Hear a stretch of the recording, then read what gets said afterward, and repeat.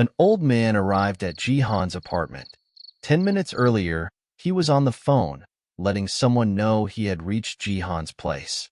This old man wasn't just anybody. He was the director of the South Korean government's BattleNet administration. He had bodyguards with him and was talking with the vice president, promising to repay the vice president's kindness. When Jihan and his niece Seo opened the door, they welcomed the director. They prepared drinks and food, and the director apologized for not visiting more often. Jihan, however, wanted to know why the director was there. The director was shocked by Jihan's directness, but explained that the administration wanted to give Jihan an award. Jihan thanked him. But then, the director said Jihan and Seo had to apologize to Taewon Daily Company. Jihan and Seo were confused. The director explained that Jihan had beaten up some people from Taewon Daily, and a public apology was needed to smooth things over. Jihan refused.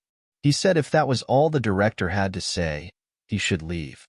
Jihan got up to leave the table, which made the director shout in anger. The director then threatened Jihan, saying Taewon Daily was preparing a news article about Seo. He mentioned that despite Jihan's efforts to clean up Seo's image through donations, many people still disliked her because of her Sword King bloodline. The director forced Jihan and Seo to apologize. Suddenly, Jihan used his force power to move a glass of juice and pour it on the director's head. Jihan told the director not to provoke him or his niece again. The director was furious but couldn't do anything. He shouted at Jihan, asking how he could treat the director of BattleNet this way. He threatened that Jihan's actions would turn the South Korean government and the media against him. After the director left, Jihan and Seo looked at each other, smiled, and felt happy about what they had done. Meanwhile, at Taewon Daily's main office, the BattleNet director was cleaning the juice off his face. He informed the Taewon Daily vice president about what Jihan had done. The vice president was pleased because now they had something to use against Jihan. Hee-soo then showed the vice president some news about Seo's gift. The news attacked Seo because, unlike her parents, who both had S-rank gifts, Seo's gift was not the same. The camera showed Seo looking sad, and the vice president was happy about this, telling the director not to worry too much. The vice president said that Jihan might be acting all high and mighty now, but once he learns his lesson, he will become humble. The director agreed. Suddenly, a secretary rushed in with urgent news and showed a live stream featuring Jihan. They all watched the stream. In the live stream, Jihan talked about Taewon Daily and the BattleNet administration, playing a voice recording of the director forcing Jihan and Seo to apologize to Taewon Daily and threatening to reveal information about Seo's gift. Jihan explained this to all the viewers, pointing out how the director and Taewon Daily had threatened him and his niece. The viewers began commenting about how the directors were threatening players and their families. Some viewers mentioned that this was why the Sword King left, and others expressed their shame toward the BattleNet administration. Jihan also revealed that 2 members of the Taewon Daily family had attacked him to publish a bad article about Seo, and that the BattleNet administration had threatened him because Taewon Daily was backing them. Since their threats didn't work, they tried to release info on Seo's gift, which was not good. Jihan decided to show everyone watching the stream Seo's gift once and for all. Seo opened her status window and showed her gift and status to the viewers. Her gift was Late Bloomer, a rank F, gift with 100% natural stat growth potential. Hee-soo and the vice president were shocked by the gift, as were all the viewers. Everyone was amazed and began saying good things about Seo's gift. Jihan told the viewers that Seo's gift was not too bad and hoped this would clear any misunderstandings. Suddenly, America First Guild donated 100,000 GP to Jihan. The person introducing himself as their scouter surprised Jihan by requesting to open his inbox for an offer. Jihan, considering the donation, agreed. The scouter offered Jihan $300 million to join their guild. The viewers were shocked by the amount, with some commenting that Jihan would give up on Korea for such a big offer. But Jihan was playing a mind game. He thanked the scouter and said he had wanted to create a guild in South Korea once he reached silver rank. However, with big corporations like Taewon Daily and the BattleNet administration's director against him, he was unsure how to survive in Korea. Jihan asked his viewers to help him. His viewers began sending complaint messages to Taewon Daily and the BattleNet director, urging Jihan not to leave Korea. Then the stream ended. Seo asked her uncle what to do next. Jihan told Seo to rest while he took care of things. Jihan called Lady Lee, who, surprised and shy, wondered why Jihan wanted to meet her suddenly. She asked her bodyguard, Gyeong, to help her choose casual clothes. Meanwhile, Jihan faced a group of ninjas sent by Taewon Daily or the BattleNet director. He decided to use his new power given by the Shadow Queen. A huge shadow appeared, shocking the ninjas. Jihan used the shadow power to defeat them. He found the shadow power impressive, and the shadow, an avatar of the Shadow Queen, reminded him to be thankful. Ignoring the shadow's boasting, Jihan answered a phone call from Lady Lee. She had arrived at their meeting place but was upset when Jihan didn't show up. Her bodyguard asked what happened, and Lady Lee answered that Jihan had rejected her again. At Taewon Daily, the vice president was being beaten by his father for ruining the company's reputation. Hee-soo tried to stop her grandfather and blamed Jihan and Seo. Her grandfather slapped her and regretted how he had raised her. He shouted that the stock of Taewon Daily had fallen because of them and threatened to expel both from the family if they couldn't resolve the situation. Hee-soo, angry and frustrated, believed her plan had no flaws. In another scene, Seo was in the game arena, checking her status window, unsure whether to start fighting. Someone behind her, judging her as a newbie, decided to attack. The attacker, with a rank A gift and increased agility, pulled out his sword and slashed at Seo from behind.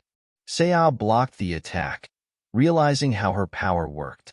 She disarmed the attacker and used his sword for her first kill, surprising him with her skill. Jihan watched Seo's live stream and felt happy for her first game battle victory. The shadow avatar by his side commented that Seo was doing well, despite being a low ranker. Jihan retorted, reminding the avatar that he was her master and also low-ranked. The avatar told him to shut up, reminding him she was there on an important mission from the Shadow Queen and that he should be thankful for her assistance. Jihan remembered the time when his arm turned into a dark shadow. Both he and Seo were shocked. A message window appeared, revealing that a new curse had appeared, which would absorb GP and experience until lifted. They were worried as they looked at the status window. Jihan used emergency repair repeatedly to recover from the shadow curse, feeling pain each time. Finally, the curse was lifted, and a new gift, Sun Shadow, SS rank, appeared on Jihan's status window. This gift was linked to the Shadow Queen and could transform into a shadow sword, increasing its rank through the Shadow Queen's power. Relieved that Jihan's arm was okay, both were suddenly startled by a strange voice emerging from Jihan's shadow. Jihan shouted for Seo to back away as a huge shadow waved, revealing the shadow avatar, Ariel. Seo was surprised, staring at the avatar. Ariel explained that the Shadow Queen had given her the duty to serve Jihan. Jihan was surprised but realized he hadn't yet used the shadow sword in the BattleNet. He saw its potential. Ariel, irritated by Jihan ignoring her, shouted for him to focus on increasing the shadow sword's stats. Later, Jihan and Seo had dinner, which Jihan cooked by watching a tutorial. They cheered as Seo for her first battle. She felt happy and asked Jihan about the offer from America's First Guild. Jihan said he would refuse, even if they offered a lot of money, because he could earn that much later on. He also mentioned he would not join any guild because he planned to create his own. At that moment, Lady Lee arrived at Jihan's apartment with a determined look on her face. Lady Li meets Jihan, and she's taken aback by what he says. Jihan asks Lady Li to become the master of his guild. Lady Li is shocked by Jihan's sudden request because she's already affiliated with Twin Star. She feels confused and thinks Jihan should be the guild master instead. Usually, a guild master is someone with great abilities, and Lady Li's talents are more administrative. She wonders why Jihan wants her for the position. Jihan explains that Lady Li has a supportive gift, a 10% experience increase, which can't be stacked with items, so most people see it as useless. Lady Li and her bodyguard are upset by what Jihan said, but they stay quiet and listen. Jihan continues, explaining that once she becomes the guild master, the true nature of her gift will be revealed. Lady Li is surprised by Jihan's words and wonders if he knows something about her gift that she doesn't. Her gift is rated A rank, but every specialist considers it useless. This is the first time someone has valued her gift so highly, making her very curious, though becoming a guild master still seems too much. Then Jihan sweetens the deal by promising to give her the best battle.net betting picks from now on. Despite her bodyguard's warnings, Lady Li is swayed by the promise of betting picks. She accepts Jihan's offer and agrees to become the guild master. She signs the contract, and suddenly, her supportive gift upgrades. Now, all guild members receive a 100% bonus to stat growth. In another scene, everyone's phone screen lights up with a live stream notification about Jihan creating a guild. Viewers comment on Jihan forming a guild after reaching silver rank and wonder about the woman beside him. She's Lady Li, a former member of the Twin Star Guild, now the guild master of Jihan's Bloom Guild. Lady Li introduces herself to the viewers, who comment on her beauty. Jihan joins the stream, introducing her and explaining that she will play the most important role in his guild as the guild master. Jihan explains that in his Bloom Guild, all members will receive a 100% bonus to stat growth and a 30% experience bonus. These benefits surprise the viewers, as players will get these bonuses if they join Jihan's guild. Lady Li introduces all the Bloom Guild members, showcasing their incredible growth rates compared to other guilds. The current member limit is 10, so it will operate as a small guild for now. Jihan is the creator. Lady Li is the guild master, and players Diego and Saya, who just got her gift, are part of the team. Viewers are surprised at how close Diego is to Jihan. There's also a lone player from the Twin Star Guild, Lady Li's bodyguard, Gaiyang. Gaiyang wonders why she's in this guild, as her duty is to protect Lady Li. Jihan encourages players to join the guild or come as lone players, and to contact Guild Master Lady Li. Saya asks Jihan why he named it Bloom Guild. He explains it's inspired by the phrase late bloomer, meaning those destined for greatness flourish later. That's where bloom comes from. In the game arena, a massive explosion of fire erupts, caused by Baron. Baron defeats Jihan using his firepower, finding it too easy and boring. Deciding to end it, Baron unleashes his full power and shoots a powerful fire blast at Jihan. He thinks he's won, but Jihan suddenly appears behind him and counterattacks. However, Jihan is hit by Baron's lightning power, leaving him shocked and lying on the ground, defeated.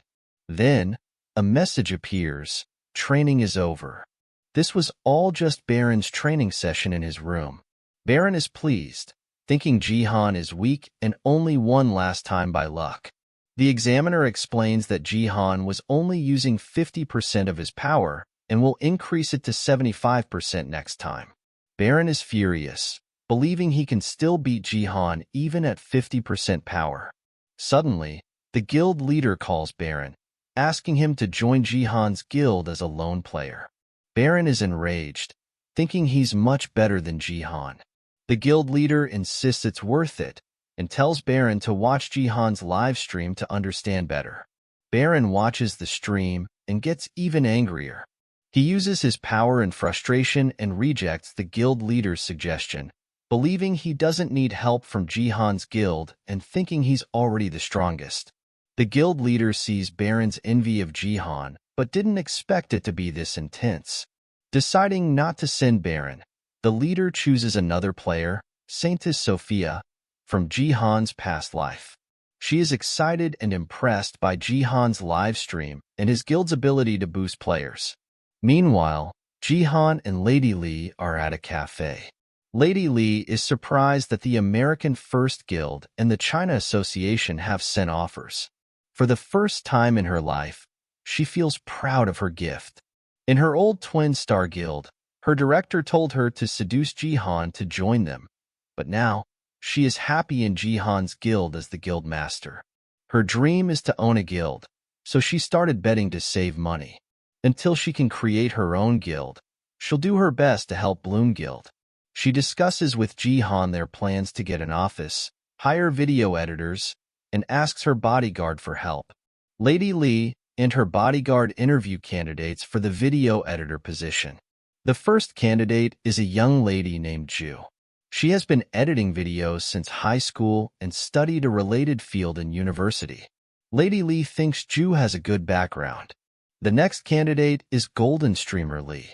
He's full of innovative ideas and offers his creativity and youth to the guild. Lady Li and her bodyguard find him a bit annoying. The final candidate is Kim, who has experience as a video editor for the famous Zero Guild. Lady Li asks why he chose her guild. Kim explains that Bloom Guild has amazing potential and joining would be a great opportunity for him to grow. He impresses Lady Li, but the other candidates feel annoyed. Kim asks why Jihan didn't participate in the interview, and Lady Li feels something is off. She explains that she's in charge of the hiring process. Kim asks which floor Jihan lives on because he wants to meet him. Golden Streamer Li stands up, arguing that he should meet Jihan first.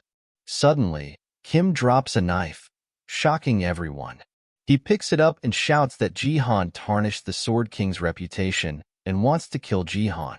The interview descends into chaos. Lady Li's bodyguard shields her. Kim, a hardcore Sword King fan, rushes at Lady Li with the knife. Golden Streamer Li grabs Kim's coat and throws him to the ground. Kim swings his knife at Golden Streamer, but Li dodges and counters, knocking Kim out with a punch. Lady Li recognizes Golden Streamer Li as a gold leaguer who purposely lowered his rank and is known for mocking others. Golden Streamer Li starts a live stream about how he defeated Kim, who wanted to kill Jihan. Lady Li and her bodyguard call the police to resolve the situation. In the evening, Jihan learns about the incident and gets angry at the Sword King fan club. Lady Li comforts him, saying the problem was solved quickly, but Jihan decides to increase security. In another scene, Golden Streamer Li awaits the interview result but receives a rejection from Bloom Guild. He feels disappointed, wanting to work with Jihan and join his guild. Meanwhile, Ju receives an acceptance letter and the position of video editor. She feels happy and excited. However, behind her is Takada from Japan's Self-Defense Force Agency. He's working with her and worries about her, but her power and specialty are in editing. Golden Streamer felt really down because he got rejected for the video editor position at Bloom Guild. But his viewers cheered him up and encouraged him to apply for the bodyguard position, saying it suited him better. Feeling motivated and excited, he decided to apply to be Jihan's bodyguard. One viewer commented that Jihan was currently playing a game, and suddenly, all the viewers left Golden Streamer's live stream. He shouted for them not to leave him alone. In the game, Jihan entered a map that surprised all the viewers. They had never seen it before. It was an invasion mission. Jihan mentioned he hadn't been here in a long time, and Guyong was surprised to hear that. This was Jihan's first game after moving up to the Silver League.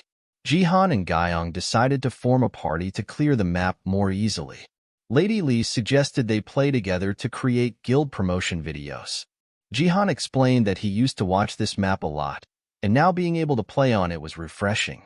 They agreed to work together. Then, other players arrived.